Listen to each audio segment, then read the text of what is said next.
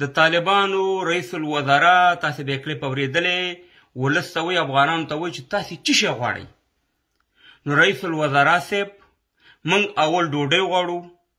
څنګه چې د جمهوریت والا په غټو غټو غورو او په پولاونو ناستو په دې صحانونو او داسې تاسې ناست یاستئ ملایان صاحبان دغه شانې ډوډۍ موږ غواړو او دغه شانې په ګېډه مړېدل غواړو دویم موږ تعلیم غواړو په ښځه او نر باندې فرض عین دی تعلیم چې په افغانستان کې وشي که چېرته غواړئ چې د دنیا سره موږ سیالي وکړو او د دې خیرات نه خلاص شو نو د هغې دپاره موږ ته تعلیم ضرورت دی دا دوه ډېرې مهمې مسلې شوې رئیس الوزرا صاحب دریم موږ د دنیا سره وصل کېدل غواړو چې دنیا په رسمیت وپېژني دنیا سره زموږ اړیکې وي سیسټم هم د دنیا سره وصل وي نو موږ دا غواړو څلورم موږ کار اهل کار ته سپارل غواړو ټوله باچهي د ملایان صاحبان نه کولی شي او نه یې په وس کې ده یو دوه خبرې درته ښه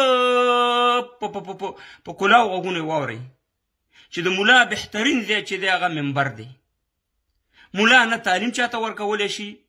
او نه په ګېډه باندې خلک مړولی شي په ډېر احترام سره زه ټولو ملایانو ته به احترامي نه کوم او بل زه ولس ته دا خبره کوم چې ولسه ګورئ دا ټوپک نور پړی دی د ټوپک لاره سریلانکا کې هم وکاته که نه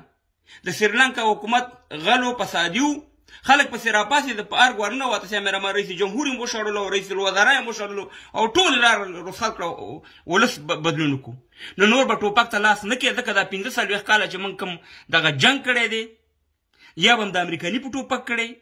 یا به هم د پنجاب په ټوپک کړی یا به هم د ایران په ټوپک کړی یا به هم د روسیې په ټوپک کړی یا به هم د چین په ټوپک کړی ځکه نه کارتوس موږ جوړولی شو نه ټوپک موږ جوړولی شو او نه سې مهربانه پیسې زموږ دي صرف وجود زموږ استعمالیږي نو که ډېر تنګ شوئ ټوپک ته مه لاس کوئ کوتک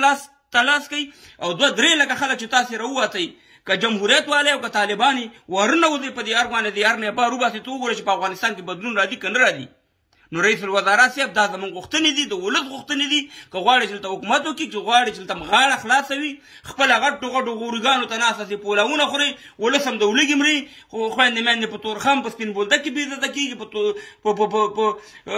ترکیې کې په ایران کې په بل کې ځوانان دنه ټول روان دي نو دغه شی نه موږ غواړو او شکر دی چې رئیس الوزرا خبرې شروع کړي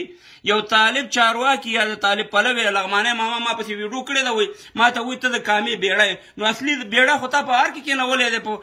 په میاشتو یو 2 خبرې وکړي هم داسې خبرې وکړي چې صاحب مهربانه بېرته ولس ته جواب هم نه لري په الله سپارم ښه بیړه ځیم او که دغه دی په الله سپارم